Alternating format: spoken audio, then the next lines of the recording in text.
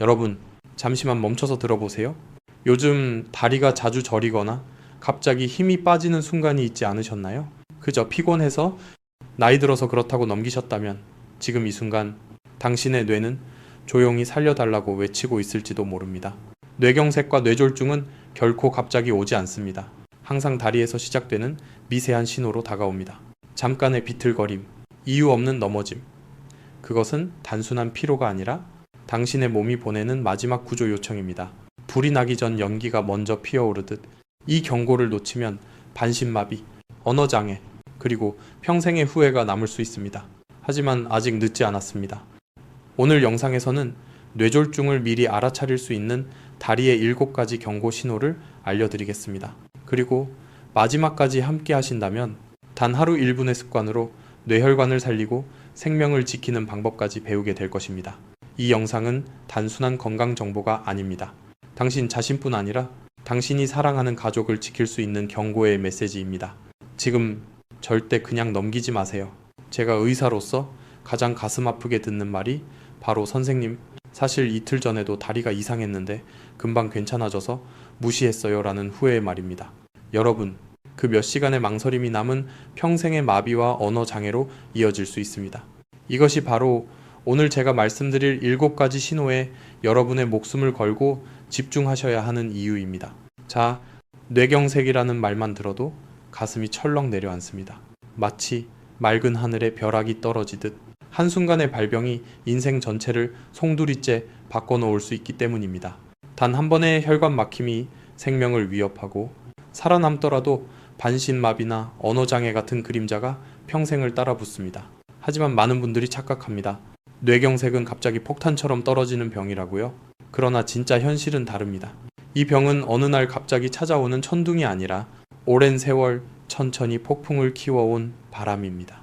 혈관은 조용히 좁아지고 피는 점점 흐르지 못하며 몸속 어딘가에서 불씨가 타오르고 있습니다. 그리고 그 불씨는 가장 먼 곳, 바로 다리에서 가장 먼저 연기를 내뿜습니다. 왜 하필 다리일까요? 다리는 심장에서 가장 먼 전선입니다. 피는 매 순간 중력을 거슬러 올라와야 하고 조금이라도 순환이 막히면 가장 먼저 신호를 보냅니다. 그러나 대부분의 사람들은 그 신호를 듣지 못합니다. 몸은 이렇게 속삭이는데요. 지금 나 좀 봐줘. 곧 큰일이 터질 거야.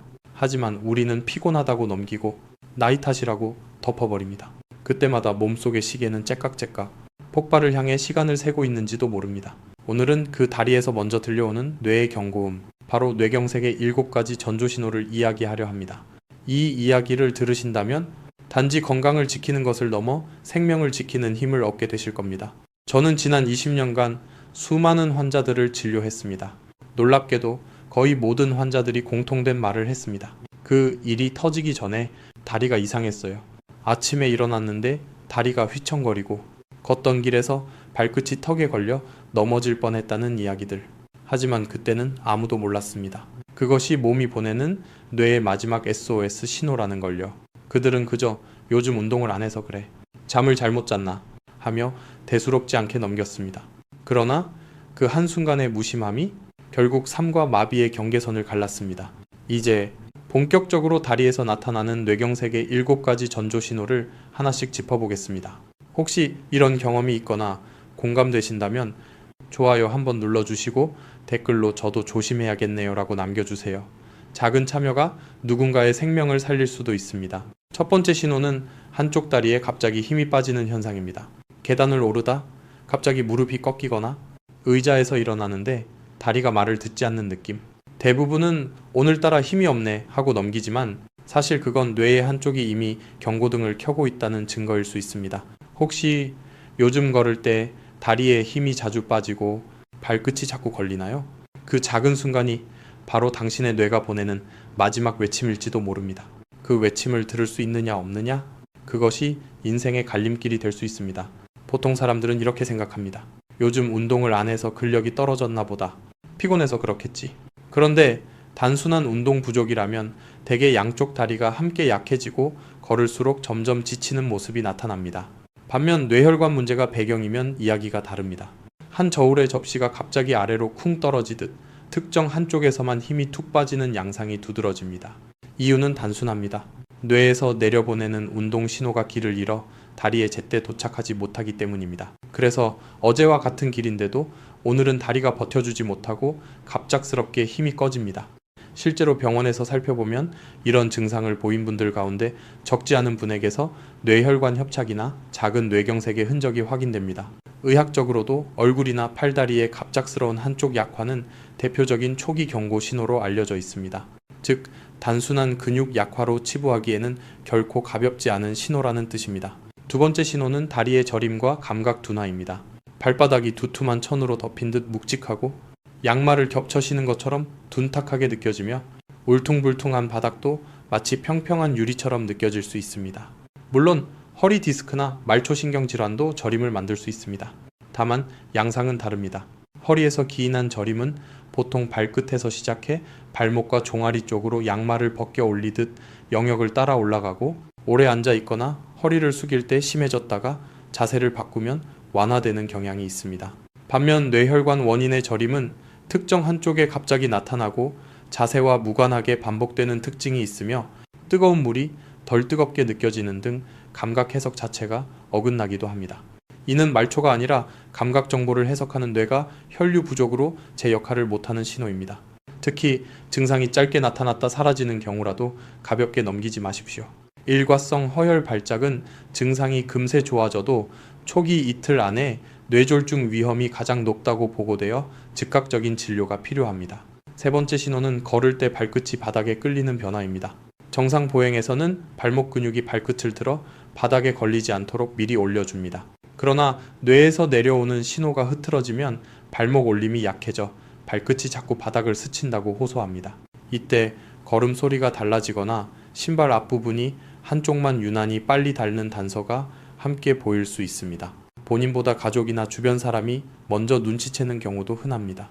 국내 연구에서도 편측의 저림이나 위약이 초기 증상으로 가장 흔하게 보고되었으며 보행 이상이 동반되는 비율도 의미 있게 확인되었습니다. 작은 차이 같아 보여도 뇌가 보내는 구조 신호일 수 있으니 놓치지 마십시오. 즉, 발을 질질 끄는 걸음, 신발 앞창의 비대칭 마모, 걸음 소리의 변화 같은 일상의 작은 변화를 무심히 넘겨서는 안 됩니다. 네 번째 신호는 이유 없이 자꾸 걸려 넘어지는 현상입니다. 평소 익숙한 문턱에서도 발이 헛디디고 계단 높이를 정확히 짚지 못해 휘청거리는 모습이 잦아집니다. 이는 발의 위치와 움직임을 스스로 파악하는 고유 감각이 흐려진 결과일 수 있습니다. 평소에는 눈을 떼도 자연스럽게 발이 제자리를 찾지만 뇌혈류가 부족해지면 그 지도에 빈칸이 생겨 발이 갈 곳을 잠깐 놓칩니다.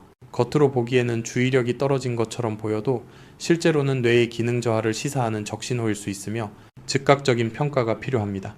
국내 주요 병원과 전문 학회에서도 한쪽 팔다리 마비나 보행 불안정을 핵심 경고 신호로 교육하고 있으니 반복된다면 지체하지 말고 진료를 받으시기 바랍니다. 지금의 작은 비틀거림이 내일의 큰 후유증을 바꿀 수 있습니다. 다섯 번째 신호는 내 의지와 상관없이 다리가 떨리거나 저절로 움직이는 현상입니다. 누구나 피곤하거나 긴장하면 잠깐 떨릴 수 있지만 그때의 떨림은 쉬면 잦아듭니다. 문제는 원치 않는데도 떨림이 이어지고 제어하기 어려운 움직임이 반복될 때입니다. 뇌는 몸의 지휘자이고 다리는 그 지휘를 따라 연주하는 악기와 같습니다. 뇌혈관이 좁아지거나 막히면 지시가 끊기듯 흔들려 멈추라는 신호가 다리에 제때 닿지 못합니다. 그래서 어제와 같은 길을 걸어도 오늘은 다리가 버티지 못하고 힘이 쑥 빠지는 순간이 생깁니다. 실제 진료 현장에서도 이런 증상을 보인 분들 가운데 상당수에게서 뇌혈관 협착이나 작은 뇌경색의 흔적이 발견됩니다. 여기서 중요한 점은 반복성과 지속성입니다. 피로에서 오는 떨림은 휴식으로 가라앉지만 뇌혈관 문제의 떨림은 자세와 상황에 상관없이 다시 고개를 듭니다. 앉아 있어도 서 있어도 걸음을 옮겨도 주기적으로 나타날 수 있습니다.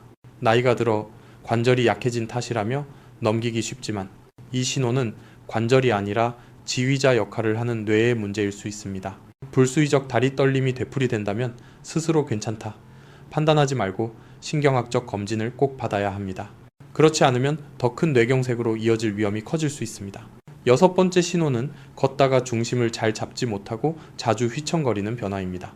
술을 전혀 마시지 않았는데도 몸이 비틀거리고 바닥이 울렁거리는 듯 걸음이 자꾸 삐끗한다고 호소합니다. 겉으로는 단순한 어지럼처럼 보일 수 있지만 실제로는 균형을 맞는 뇌의 부위에 혈류가 원활히 닿지 못한다는 신호일 수 있습니다. 특히 아침에 더 심하다고 느끼는 분이 많습니다. 밤사이 혈압이 낮아지면서 뇌로 가는 피의 흐름이 줄어들기 때문입니다. 그래서 실제로는 아침 시간대에 갑작스레 쓰러져 응급실을 찾는 사례도 적지 않습니다. 물론 저혈압이나 귀의 전정기관 이상도 어지럼을 만들 수 있습니다. 그러나 뇌혈관 문제에서 오는 휘청거림은 일시적인 기립성 어지럼과 달리 이유 없이 되풀이되고 서서히 더 두드러지는 경향이 있습니다. 특별한 원인이 없는데도 걸을 때마다 중심을 놓치거나 몸이 한쪽으로 기우는 느낌이 계속된다면 이는 뇌혈관 질환을 의심해야 한다는 몸의 메시지일 수 있음을 기억해 두십시오. 7번째 신호는 의학적으로 일과성 허혈 발작이라 부르는 현상입니다. 쉽게 말해 뇌혈관이 잠시 막혔다가 다시 열리면서 짧게 나타났다가 사라지는 증상입니다. 몇 분 동안 다리에 힘이 전혀 들어가지 않다가 금세 정상으로 돌아오기도 하고 감각이 둔해졌다가 곧 회복되기도 합니다. 이때 많은 분이 금방 괜찮아졌으니 큰일 아니라며 안심하지만 바로 그 순간이 가장 위험할 수 있습니다. 따라서 잠깐 그랬다가 괜찮아졌다는 경험이 있다면 방심은 금물입니다. 반드시 의료기관을 방문해 원인을 확인해야 합니다. 6번째 신호인 반복되는 균형 이상과 휘청거림, 7번째 신호인 겉보기에는 금세 좋아지는 일과성 허혈 발작은 특히 조심해야 합니다. 두 신호 모두 뇌가 마지막으로 보내는 경고에 가깝기 때문입니다. 지금의 작은 이상을 놓치지 않는 것이 내일의 큰 후유증을 바꾸는 가장 빠른 길입니다. 지금까지 다리에서 나타나는 뇌경색의 전조신호 7가지를 하나하나 살펴봤습니다. 혹시라도 해당되는 부분이 있었다면 마음이 무거워지셨을 수도 있습니다. 그러나 중요한 점은 이 신호를 미리 알아차리고 대응하면 충분히 막을 수 있다는 사실입니다. 뇌경색은 두렵지만 세계보건기구와 유럽신경학회에 따르면 8명 가운데 6에서 8명은 생활습관 관리만으로 예방할 수 있다고 알려져 있습니다. 지금부터가 전환점입니다. 오늘 시작하셔도 늦지 않습니다. 제가 진료 현장에서 만난 많은 분들도 작은 변화를 꾸준히 실천해 전혀 다른 일상을 되찾았습니다. 오늘은 누구나 일상에서 실천할 수 있는 예방의 4가지 핵심 관리법과 간단한 자가 점검법을 소개합니다. 복잡한 지식보다 중요한 건 바로 지금 행동하는 것입니다. 첫째, 혈압 관리입니다. 뇌혈관 건강의 기본은 안정된 혈압입니다. 이상적인 수치는 수축기 약 120, 이완기 약 80입니다. 고혈압이라면 수축기 130, 이완기 80 이하로 낮추는 것이 좋습니다. 혈압이 높으면 혈관벽이 손상되고 콜레스테롤이 쌓여 막힘으로 이어집니다. 매일 같은 시간, 특히 아침에 혈압을 재고 기록하는 습관이 중요합니다. 오늘의 수치가 내일의 혈관을 바꿉니다. 둘째, 혈당 안정입니다. 건강한 공복 혈당은 100 미만, 식후 2시간 혈당은 140 미만이 이상적입니다. 당뇨가 있다면 각각 130과 180 이하를 목표로 하십시오. 혈당이 높게 지속되면 혈관에 염증이 생기고 뇌경색 위험이 3, 4배 이상 증가합니다. 단, 음식을 줄이고 꾸준히 움직이는 것, 그것이 최고의 예방법입니다. 셋째, 콜레스테롤 조절입니다. LDL 콜레스테롤은 줄이고 HDL 콜레스테롤은 높이는 것이 핵심입니다. 기름진 고기와 튀김, 가공육은 줄이고 연어, 고등어, 청어 같은 등푸른 생선을 일주일에 2-3번 섭취하세요. 호두와 아몬드, 아마씨 같은 견과류를 한 줌 정도 곁들이고 올리브유와 카놀라유처럼 불포화 지방이 많은 기름을 사용하십시오. 녹황색 채소와 베리류 과일의 항산화 성분은 혈관벽을 튼튼하게 만듭니다. 식탁이 곧 혈관의 풍경을 바꿉니다. 넷째, 생활 습관과 운동입니다. 하루 30분, 주 5회 빠르게 걷기만으로도 혈액순환과 혈관 탄력을 지킬 수 있습니다. 흡연은 즉시 중단하고 음주는 남성 하루 2잔, 여성 하루 1잔 이하로 제한하세요. 잠이 부족하면 혈압과 혈당이 불안정해지므로 규칙적인 수면으로 뇌와 혈관에 휴식을 주는 것도 중요합니다. 이제 집에서도 할 수 있는 간단한 자가 점검 4가지를 소개합니다. 하루 3번, 단 몇 분이면 충분합니다. 첫째, 의자에서 일어나 다리의 균형을 확인합니다. 둘째, 눈을 감고 30초 서서 중심이 흔들리지 않는지 봅니다. 셋째, 발바닥 감각을 손으로 만져 좌우 차이를 느껴봅니다. 넷째, 바닥에 선을 긋고 시선을 정면에 둔 채 10걸음을 걸어 중심을 확인합니다. 이 중 하나라도 이상이 있다면 즉시 병원을 방문하고 그나라도 증상 시작 시간을 기록하세요. 그 정보는 응급치료에 큰 도움이 됩니다. 다리는 단순한 기둥이 아니라 뇌가 보내는 경보장치입니다. 작은 신호를 놓치면 후회로 이어지지만 제때 알아차리면 회복의 길이 열립니다. 혹시 오늘의 내용이 자신이나 가족에게 해당된다면 두려워하지 마십시오. 그것은 병의 시작이 아니라 회복의 기회입니다. 지금 이 순간부터 혈압, 혈당, 콜레스테롤, 생활 습관을 점검하고 관리하세요. 변화는 느리지만 반드시 옵니다. 오늘의 내용이 도움이 되셨다면 주변과 나누어 주십시오. 여러분의 한 번의 공유가 누군가의 생명을 지킬 수 있습니다.